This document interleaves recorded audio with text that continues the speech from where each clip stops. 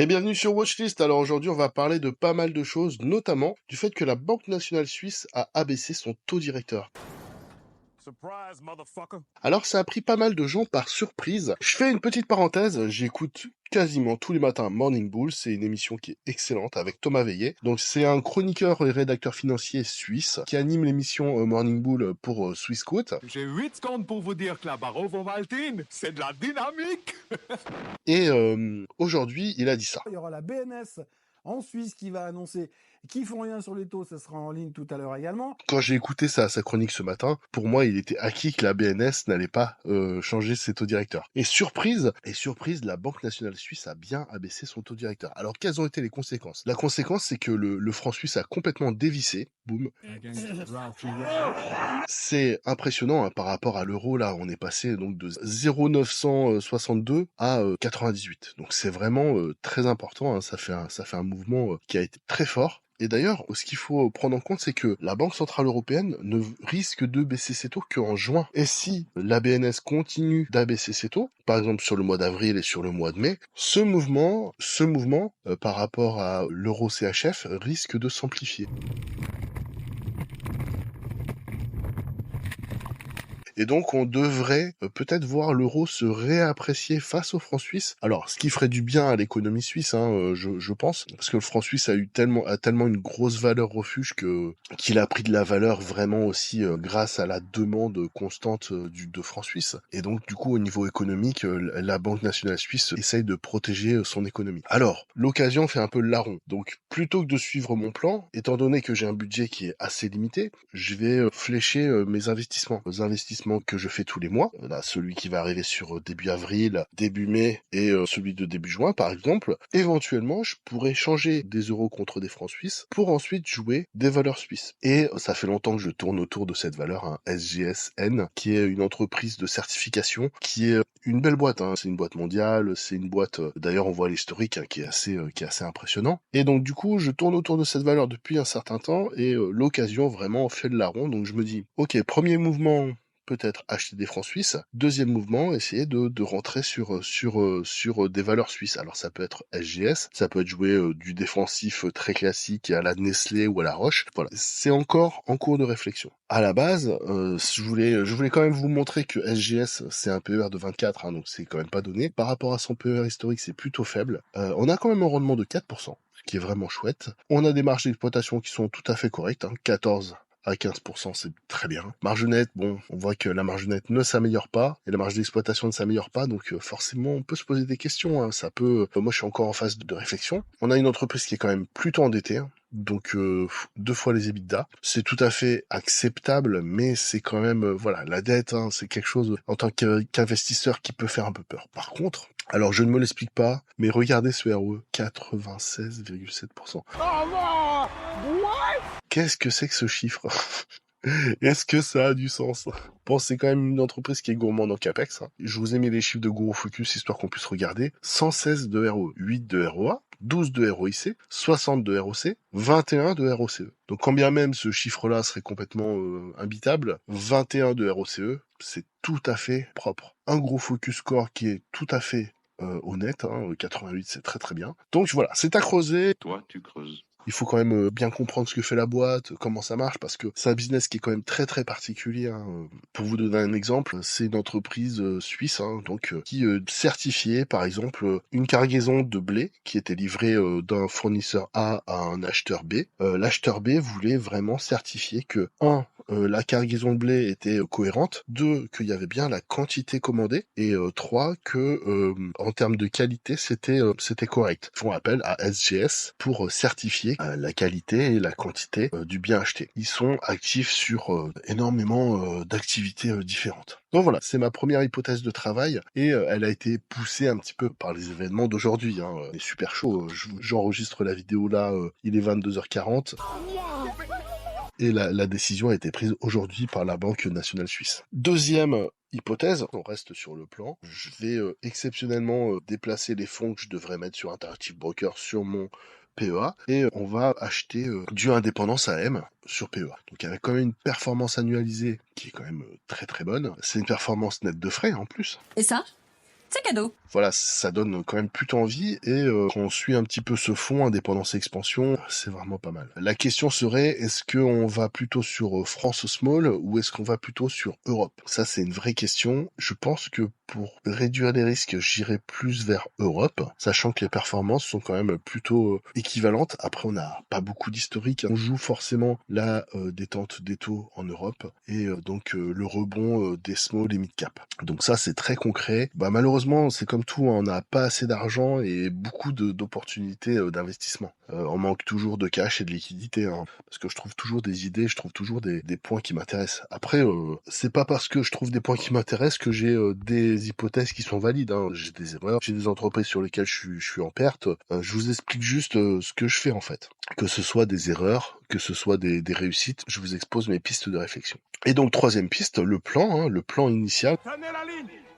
Restez avec moi. C'est switcher sur OX2, donc remettre de l'argent sur Interactive Broker, sachant que graphiquement c'est pas trop mal franchement. Ça fait 3 hypothèses sur lesquelles je suis encore en train de réfléchir. Alors j'ai un petit peu de temps parce que j'ai encore une petite dizaine de jours. Alors l'avantage c'est que vu que j'ai ma propre entreprise qui me paye, je peux toujours faire un versement anticipé pour sauter sur une occasion. Mais pour l'instant j'ai encore ces trois hypothèses sur lesquelles je réfléchis. Aujourd'hui, il y a eu une vidéo qui a été publiée sur Boursorama, donc sur Valeo. Valeo, je suis actionnaire. Ça représente à peu près 12% de mon PEA. Je dois être en moins-value d'au moins 12%. C'est pas une entreprise sur laquelle je suis vraiment super winner. En revanche, le fait que le dirigeant de Valeo se projette à 2024-2025... revenir à un niveau de profitabilité autour de 6% dans un premier temps, et c'est ce qu'on va faire en 2025. Et puis il y aura encore une autre séquence après 2025 où beaucoup de commandes qu'on a prises ces dernières années, qui sont des commandes très technologiques, très tech, avec beaucoup de marge, vont se transformer en vente et en vente profitable, mais ça sera pour après 2025. Et une visibilité sur des commandes qui vont arriver après 2025 avec des hautes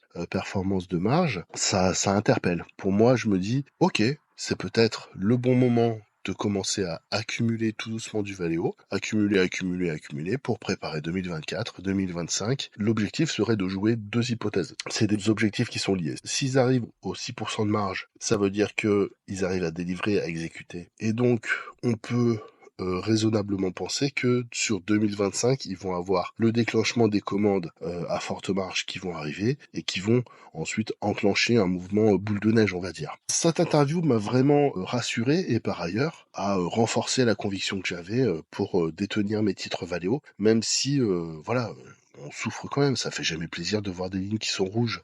Oh non! C'est pas du tout un conseil d'investissement, pour le coup, Valeo, c'est très très spéculatif. Il y a beaucoup de ventes à découvert dessus. C'est pas facile à tenir, hein. Vous avez des plus 6, des moins 3, des moins 12, des plus 6. C'est quand même assez sportif hein, comme valeur. Avoir des retours comme ça fait toujours plaisir. Alors je suis désolé, j'ai une voix éclatée. Je suis malade comme un chien. Quand on est chef d'entreprise, on bosse. Hein. Et donc, vu qu'il y a eu quand même pas mal d'actualités et que j'avais un watchlist qui était en cours, je me suis dit, bon allez, pour clôturer la journée, on va enregistrer une vidéo. Ton exécution exige la plus grande maîtrise de la respiration. Quand même, pour se faire plaisir, on va parler du cuivre. Je vous ai sorti une vidéo sur le cuivre il y a à peu près un mois et demi, donc c'était début février. Pour le coup, on voit sur les cours du cuivre, hein, le cours du cuivre a passé les 9000, donc je pense que voilà, on est en train de voir que ça frémit, ça devrait continuer à bien booster, donc voilà, le cuivre, on est encore dedans, et il y a vraiment encore un sacré potentiel, et pour le coup, pas mal de médias commencent à en parler. Donc ça veut dire que voilà, il y a une sorte de petite musique qui se crée, il y a peut-être des engrenages qui se mettent en route. En tout cas, on va pas bouder notre plaisir. Hein. L'ETF iShares Copper Miner est déjà à plus 14%. C'est déjà plutôt sympathique. Alors Salmar, on est au rayon des trucs qui font plaisir. Alors Salmar, c'est une entreprise que j'aime beaucoup. J'ai fait une vidéo dessus. Je me suis passionné pour le sujet. J'ai une grosse conviction sur l'entreprise. J'ai renforcé plusieurs fois sur la montée et on a enfin passé les 700. Les 700 qui avaient précédé la chute vertigineuse suite à l'annonce de la taxe du gouvernement norvégien sur le saumon. Et donc, l'entreprise, ça y est, a remonté tout ce chemin-là. Donc, celui qui rentrait là, magnifique, hein, c'est splendide. Mais en tout cas, voilà, l'entreprise a remonté tout ce chemin-là et elle est de nouveau sur une pente ascendante par rapport à cet événement. Et donc, ça veut dire que l'événement a été digéré et que Salmar va pouvoir continuer sa marche en avant. La tendance de cette entreprise est assez hallucinante. Hein. Si vous vous avez pas vu la vidéo sur Salmar, je vous invite à la regarder. Elle est toujours d'actualité. C'est vraiment une industrie qui vaut le coup de s'y intéresser. Parce qu'il y a des challenges technologiques qui sont plutôt pas mal. Alors, Yum China. Yum China, putain. Oh, he's fired up. Look at this. Big elbow drop. Talk about that incredible athleticism. Look at this. Alors, je suis rentré à peu près par là, donc je suis encore en positif, mais là, dernièrement, elle a pris vraiment cher. Elle a pris à moins 8%, c'est remonté, là, ça a repris moins 2%. La seule news qu'il y a eu, là, dernièrement, c'était la date de publication des résultats. Vraiment, rien de spécial. Quelques news peut-être chez Yum Brand, et je vous avoue que là, j'ai beaucoup de travail en ce moment, donc j'ai pas pu creuser plus que ça. Il me restait quelques dollars, il me restait 200 et quelques dollars, voilà, j'ai remis à peu près $200 dessus. De toute façon, voilà, j'ai toujours une grosse conviction. Ils sont toujours en train d'ouvrir des restaurants, ils sont toujours en train d'avoir des relais de croissance. Donc pour moi, j'attends la prochaine publication avec impatience. Je pense que ça va continuer de remonter tranquillement, mais sûrement. Epiroc, j'ai sorti une vidéo dernièrement sur la valeur. Alors, je suis content parce que ça grimpe.